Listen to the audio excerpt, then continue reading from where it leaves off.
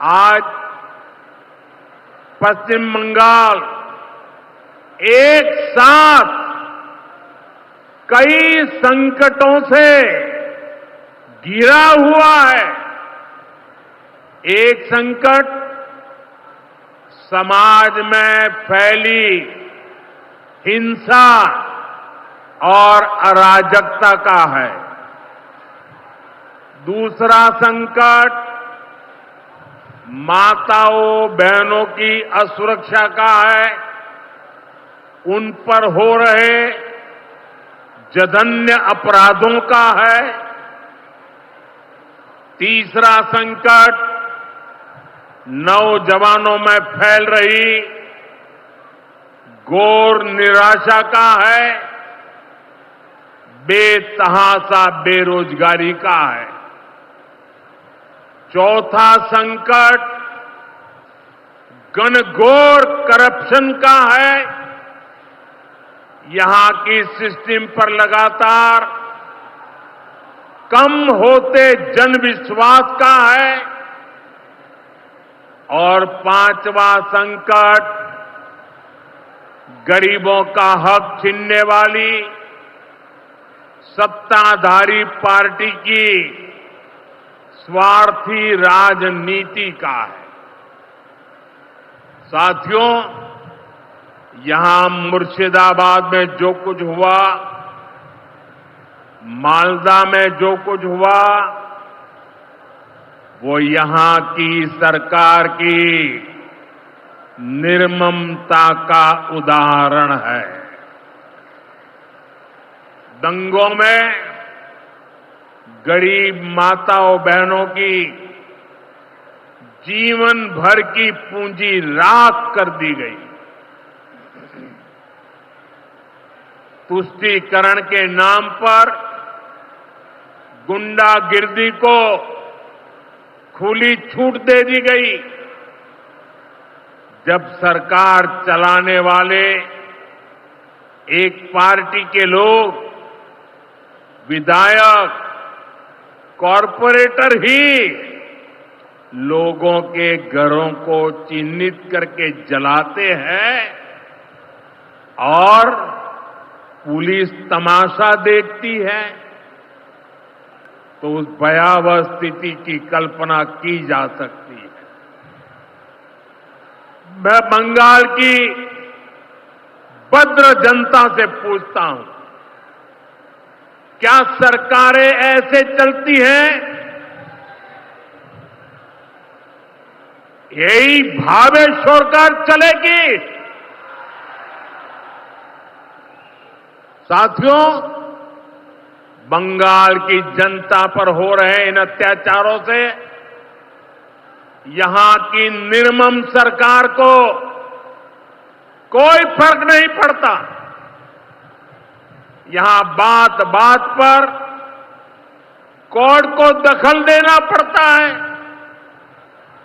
बिना कोर्ट के बीच में आए कोई भी मामला सुलझता ही नहीं है। बंगाल की जनता को अब टीएमसी सरकार के सिस्टम पर भरोसा नहीं है। यहां की जनता के पास अब सिर्फ कोर्ट का आसरा ही है। इसलिए पूरा बंगाल कह रहा है, बंगाल में मची चीख पुकार, नहीं चाहिए निर्मम सरकार। बांग्लार चित्कार लागबे ना, निर्मम सरकार। साथियों, भ्रष्टाचार का सबसे बुरा असर नौजवानों पर पड़ता है, गरीब और मिडिल क्लास परिवारों पर होता। भ्रष्टाचार कैसे चारों तरफ बर्बादी लाता है, ये हमने टीचर भर्ती घोटाले में देखा है। टीएमसी सरकार ने अपने शासनकाल में हजारों टीचर्स का फ्यूचर बर्बाद कर दिया, उनके परिवारों को तबाह कर दिया, उनके बच्चों को असहाय छोड़ दिया। टीएमसी के घोटालेबाजों ने सैकड़ों गरीब परिवार के बेटे बेटियों को अंधकार में धकेल दिया है। ये सिर्फ कुछ हजार टीचर्स के भविष्य के साथ खिलवाड़ नहीं है, बल्कि पश्चिम बंगाल के पूरे एजुकेशन सिस्टम को बर्बाद किया जा रहा है। टीचर्स के अभाव में लाखों बच्चों का भविष्य दांव पर है। इतना बड़ा पाप टीएमसी के नेताओं ने किया है। हद तो ये है कि ये लोग आज भी अपनी गलती मानने को तैयार नहीं है। उल्टा देश की अदालत को, न्यायपालिका को, कोर्ट को दोषी ठहराते हैं। साथियों, टीएमसी ने चाय बागान में काम करने वाले साथियों को भी नहीं छोड़ा है। यहां सरकार की कुनीतियों के कारण टी गार्डन लगातार बंद होते जा रहे हैं। मजदूरों के हाथ से काम निकलता चला जा रहा है। यहां पीएफ को लेकर जो कुछ भी हुआ वो बहुत शर्मनाक है। ये गरीब मेहनतकश लोगों की कमाई, उस पर डाका डाला जा रहा है। टीएमसी सरकार इसके दोषी लोगों को बचाने की कोशिश कर रही है। और मैं बंगाल के मेरे भाई बहन आपको विश्वास दिलाने आया हूं, भाजपा ये नहीं होने देगी।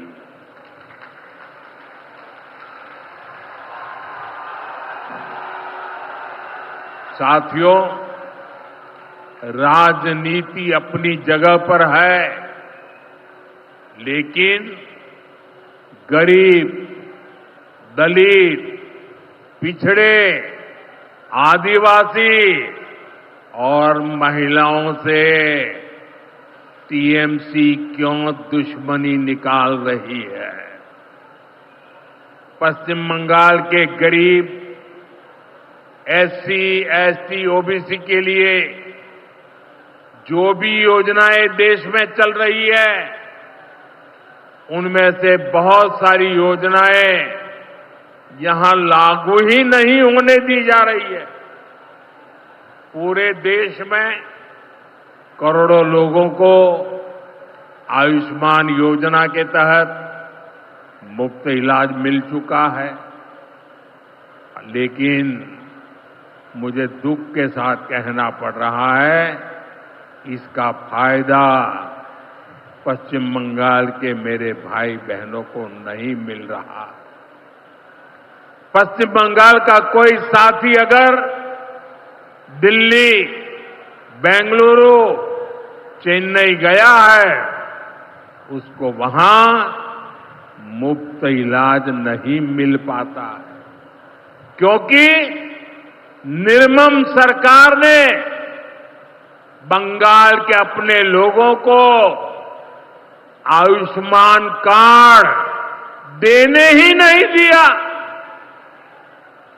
आज देश भर में 70 वर्ष से ऊपर के बुजुर्गों को 5 लाख रुपए तक मुफ्त इलाज की सुविधा मिल रही है। मैं तो चाहता हूं कि पश्चिम बंगाल में भी 70 वर्ष से ऊपर के सभी बुजुर्गों को मुफ्त इलाज की सुविधा मिले। लेकिन टीएमसी सरकार ये नहीं करने दे रही है। केंद्र की बीजेपी सरकार देश भर में गरीब परिवारों को पक्के घर बनाकर दे रही है, लेकिन पश्चिम बंगाल में लाखों परिवारों का घर नहीं बन पा रहा है, क्योंकि टीएमसी के लोग इसमें भी गरीब के पास से कट और कमीशन की मांग कर रहे हैं। आखिर टीएमसी सरकार आप लोगों को लेकर इतनी निर्मम क्यों है? साथियों, यहां की निर्मम सरकार के जितने उदाहरण दो वो कम है। पश्चिम बंगाल में बहुत बड़ी संख्या में हमारे विश्वकर्मा भाई बहन हैं।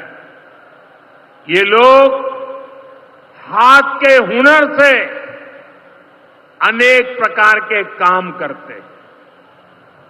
इनके लिए पहली बार भाजपा सरकार विश्वकर्मा योजना लाई है। इसके तहत देश के लाखों लोगों को ट्रेनिंग मिली है, पैसा मिला है, नए टूल मिले हैं, आसान ऋण मिला है। लेकिन पश्चिम बंगाल में 8 लाख एप्लीकेशन अभी भी लटकी पड़ी है। निर्मम सरकार उस पर बैठ गई है, क्योंकि टीएमसी सरकार इस योजना को भी लागू नहीं कर रही है। साथियों, टीएमसी सरकार की मेरे आदिवासी भाई बहनों से भी दुश्मनी कुछ कम नहीं है। देश में पहली बार जनजातियों में भी सबसे पिछड़ी जनजातियों के लिए पीएम जनमन योजना बनाई गई है। पश्चिम बंगाल में बहुत बड़ा आदिवासी समाज है। टीएमसी सरकार गरीब आदिवासियों का विकास भी नहीं होने दे रही है। उसने पीएम जनमन योजना को यहां लागू नहीं किया।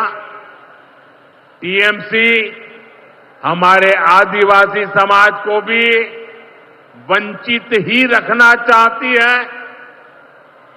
साथियों, टीएमसी को आदिवासी समाज के सम्मान की परवाह नहीं है। 2022 में जब एनडीए ने एक आदिवासी महिला को राष्ट्रपति उम्मीदवार बनाया तो सबसे पहले विरोध करने वाली पार्टी टीएमसी थी। बंगाल के आदिवासी इलाकों की उपेक्षा भी यही दिखाती है कि इन्हीं आदिवासी समाज से टीएमसी वालों को कोई लगाव नहीं है, कोई लेना देना नहीं। साथियों, कुछ दिन पहले दिल्ली में नीति आयोग की गवर्निंग काउंसिल की बहुत महत्वपूर्ण बैठक हुई। ये एक अहम मंच होता है जहां देश भर के मुख्यमंत्री मिलकर विकास पर चर्चा करते हैं। लेकिन अफसोस की बात है कि इस बार बंगाल सरकार इस बैठक में मौजूद ही नहीं रही। दूसरे गैर भाजपा शासित राज्य आए, सभी दल के नेता आए, हमने साथ बैठकर चर्चा की, लेकिन टीएमसी को तो सिर्फ और सिर्फ 24 घंटा पॉलिटिक्स करना है और कुछ करना ही नहीं है। पश्चिम बंगाल का विकास, देश की प्रगति उनकी प्राथमिकता में है ही नहीं। साथियों, केंद्र सरकार की जिन योजनाओं को यहां लागू किया भी गया है, उनको पूरा नहीं किया जा रहा। पीएम ग्राम सड़क योजना के तहत पश्चिम बंगाल के गांवों के लिए 4000 किलोमीटर की सड़कें स्वीकृत की गई। इनको पिछले साल तक पूरा हो जाना था। 4000 किलोमीटर तो छोड़िए, यहां 400 किलोमीटर सड़कें भी नहीं बन पाई है। साथियों, इंफ्रास्ट्रक्चर के काम से सुविधाएं भी बनती है और रोजगार भी बनते हैं, लेकिन हालत ये है कि पश्चिम बंगाल में 16 बड़े इंफ्रास्ट्रक्चर प्रोजेक्ट यहां की सरकार अटकाए हुए है। ये 90,000 करोड़ रुपए से अधिक के प्रोजेक्ट हैं। कहीं रेल लाइन आनी थी, रुकी पड़ी है। कहीं मेट्रो बननी थी, रुकी पड़ी है। कहीं हाईवे बनना था, बंद पड़ा है। कहीं अस्पताल बनना था, कोई पूछने वाला नहीं। ऐसे प्रोजेक्ट्स को ये टीएमसी ने लटका करके रखा है। ये पश्चिम बंगाल के आप लोगों के साथ बहुत बड़ा धोखा है। साथियों, आज जब सिंदूर खेला की इस धरती पर आया हूं, तो आतंकवाद को लेकर भारत के नए संकल्प की चर्चा स्वाभाविक है। 22 अप्रैल को पहलगाम में,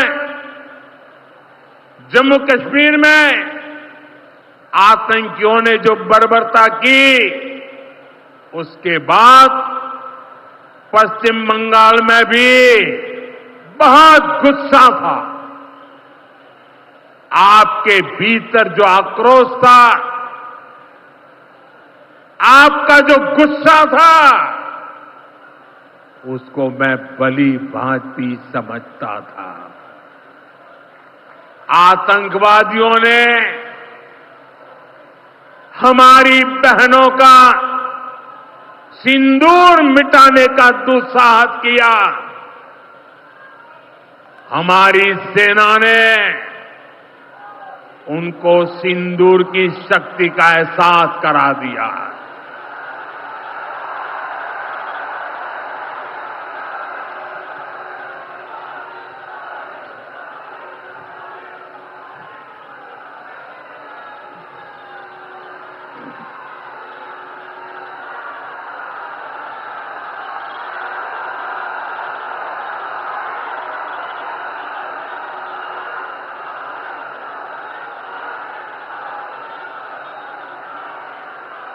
हमने आतंक के उन ठिकानों को तबाह किया जिनकी पाकिस्तान ने कल्पना तक नहीं की थी। साथियों, आतंक को पालने वाले पाकिस्तान के पास दुनिया को देने के लिए कुछ भी पॉजिटिव नहीं है। जब से वो अस्तित्व में आए हैं, तब से ही उसने सिर्फ आतंक को पाला है। 1947 में बंटवारे के बाद से ही उसने भारत पर आतंकी हमला किया। कुछ सालों के बाद उसने यहां पड़ोस में आज के बांग्लादेश में जो आतंक फैलाया, पाकिस्तान की सेनाओं ने जिस प्रकार बांग्लादेश में रेप किए, मर्डर किए, वो कोई भूल नहीं सकता। आतंक और नरसंहार ये पाकिस्तानी सेना की सबसे बड़ी एक्सपर्टाइज है। जब सीधा युद्ध लड़ा जाता है तो उसकी हार तय होती है, उसका पराजय निश्चित होता है, उसको मुंह की खानी पड़ती है। यही कारण है कि पाकिस्तान की सेना आतंकियों का सहारा लेती है। लेकिन पहलगाम हमले के बाद अब भारत ने दुनिया को बता दिया है, भारत अब आतंकी हमला हुआ, भारत पर आतंकी हमला हुआ तो दुश्मन को उसकी बड़ी कीमत चुकानी पड़ेगी।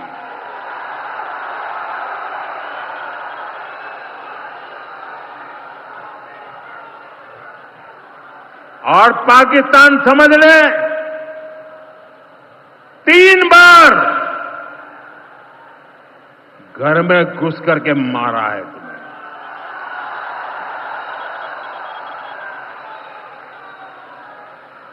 हम शक्ति को पूजने वाले लोग, हम महिषासुर मर्दिनी को पूजते हैं। बंगाल टाइगर की इस धरती से 140 करोड़ भारतीयों का ऐलान है।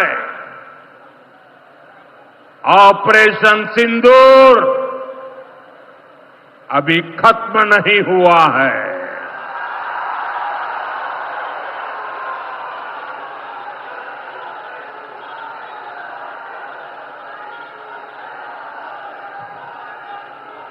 साथियों, पश्चिम बंगाल को अब हिंसा की, तुष्टीकरण की, दंगों की, महिला अत्याचार की, घोटालों की राजनीति से मुक्ति चाहिए। अब पश्चिम बंगाल के सामने भाजपा का विकास मॉडल है। आज भाजपा देश के कई राज्यों में सरकारें चला रही है। देश के लोग बार बार भाजपा को अवसर दे रहे हैं। पड़ोस में असम हो, त्रिपुरा हो या फिर ओडिशा, यहां भाजपा सरकारें तेजी से विकास कार्यों में जुटी है। मैं बंगाल के सभी भाजपा कार्यकर्ता साथियों से कहूंगा, हमें कमर कसकर तैयार रहना है। हमारे सामने एक बड़ी चुनौती है कि लोकतंत्र पर पश्चिम बंगाल की जनता के विश्वास को फिर से कैसे बहाल करें।